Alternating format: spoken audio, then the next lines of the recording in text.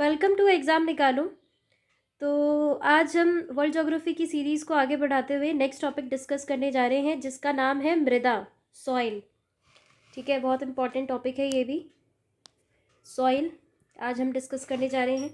तो सबसे पहले देख लेते हैं, ये तो आपका स्टेजेस है, मृदा के स्तर है ये। ठीक है, आधारी चट्टान क्या है, फिर सारी स्तर स्टेजेस है। ठीक है, और इसमें हम दो प्रकार की मृदा के बारे में देखेंगे, जो है पेडाल्फर सॉइल के प्रकार। ठीक है, पेडाल्फर सॉइल के प्रकार देखेंगे, और पेडोकल पेडोकल मृदा के प्रकार देखेंगे। दो टाइप के इसमें मृदा के प्रकार हैं, इंपॉर्टेंट है, वो देखते हैं सबसे पहले। तो आइए स्टार्ट करते हैं। सबसे पहले ये दे रखा है कि कोशिका क्रिया यानी कैपिलरी एक्शन सबसे अधिक प्रभावशाली किस मिट्टी में होती है। तो चिकनी मिट्टी में होती है। चिकनी मिट्टी में सबसे ज़्यादा प्रभावशाली होती है, ज़्यादा पानी सोखती है, ज़्यादा पानी को ऊपर ले जाने में सक्षम होती है। ठीक है, तो कैपिलरी एक्शन सबसे अधिक प्रभावशाली किस मिट्टी में होते हैं? चिकनी मिट्टी में होता है। नेक्स्ट देखते हैं, नेक्स्ट है पेडल्फर मृदा के प्रकार, इसके टाइप्स देख लेते हैं। मृदा है और विशेषताएं हैं। तो सबसे पहले है धूसर पॉटजॉल। ये अप आर्कटिक जलवायु प्रदेश के टैगा या कोनधारी वनों में अम्लीय मिट्टी, पीएच मान इसका 4 होता है।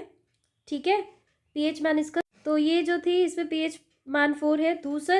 धूसर सेकेंड है हमारा धूसर भूरी पॉटजॉल।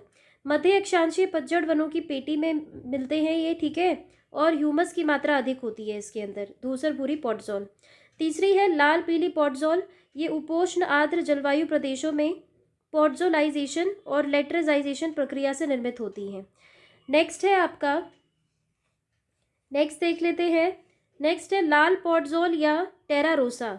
ये भूमध्य सागरीय प्रदेशों और चूना प्रधान क्षेत्रों में पाई जाती है। फेरस ऑक्साइड की उपस्थिति के कारण लाल रंग होता है। लाल रंग इसका किसके कारण होता है?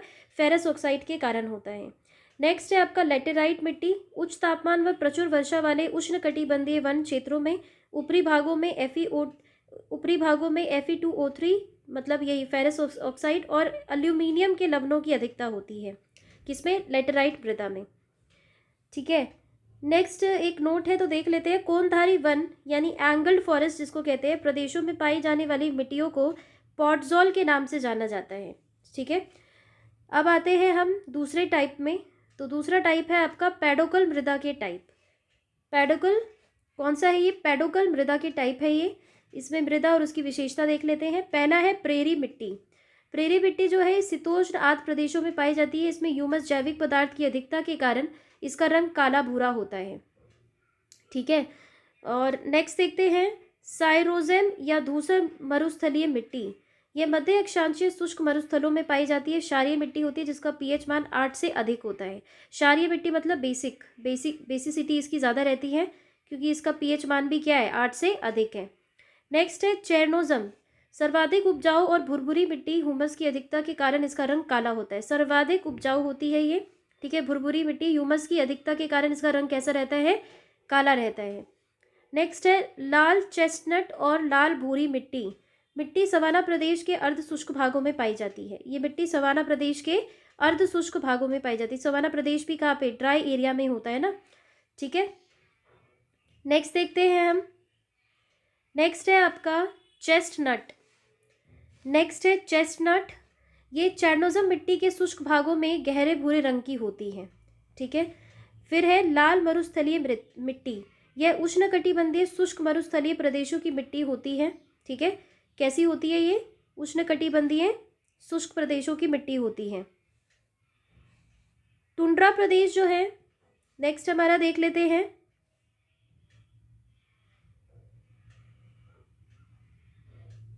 नेक्स्ट है आपका टुंड्रा प्रदेशों की मिट्टी। ये टुंड्रा प्रदेश की मिट्टी, इसमें अल्प विकसित मृदा होती है ये, जिसमें जैव तत्वों व महत्वपूर्ण खनिजों का अभाव होता है। और टुंड्रा प्रदेश तो पता है सबसे हाईएस्ट एल्टीट्यूड पे एक तरह से होते हैं, हाईएस्ट एल्टीट्यूड पे होते हैं। ठीक है, तो इस पर क्या होता है? जैव तत्वों और महत्वपूर्ण खनिजों का क्या होता है? अभाव होता है। ये बहुत ठंड वाले इलाके में भी होते हैं। ठीक है, नेक्स्ट देखते हैं हम, मृदा अपरदन को किस प्रकार द्वारा नियंत्रित किया जा सकता है। तो मृदा संरक्षण से इसको, यानी सॉइल कंजर्वेशन से इसको कम कर सकते हैं। सॉइल कंजर्वेशन से इसको हम कम कर सकते हैं। नेक्स्ट है मृदा निक्षालन यानी सॉइल लीचिंग किस भौगोलिक क्षेत्र की बड़ी समस्या है। ये उष्णकटिबंधीय वर्षावन प्रदेशों की है। वर्षा जब काफ़ी होती है तो वहाँ से सॉइल का जो है आपका सॉइल निक्षालन हो जाता है, मृदा निक्षालन, वही उसी का कारण है। तो किस भौगोलिक क्षेत्र की बड़ी समस्या पूछा है इसने, तो उष्णकटिबंधीय वर्षा वन प्रदेशों की ये समस्या है। नेक्स्ट है, टेरा रोसा का प्रारूपिक विकास उस भूभाग में होता है जहाँ चूना पत्थर पाया जाता है। टेरा रोसा का प्रारूपिक विकास कहाँ होता है, चूना पत्थर जहाँ पे जिस भूभाग में ज़्यादा पाया जाता है वहाँ पे टेरा रोसा का प्राकृतिक विकास होता है। नेक्स्ट देख लेते हैं हम। नेक्स्ट है आपका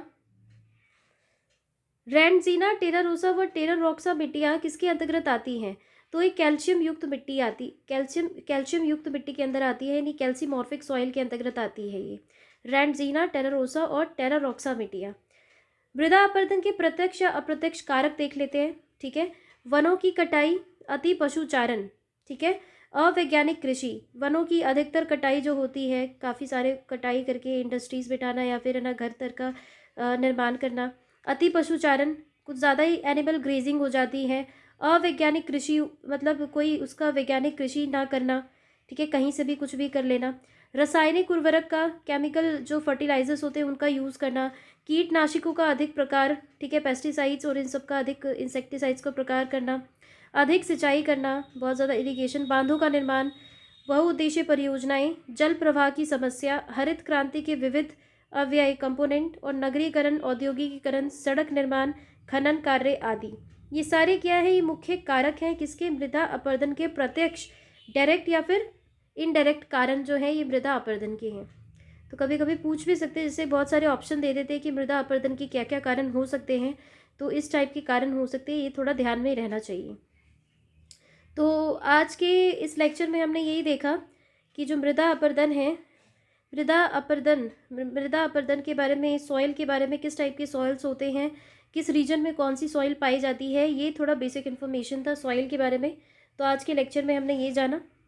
ठीक है, तो आई होप कि ये लेक्चर बेनिफिशियल होगा आपके लिए। तो आज बस इस टॉपिक में इतना ही, नेक्स्ट मिलते हैं नेक्स्ट क्लास में नेक्स्ट टॉपिक के साथ। तब तक के लिए थैंक यू।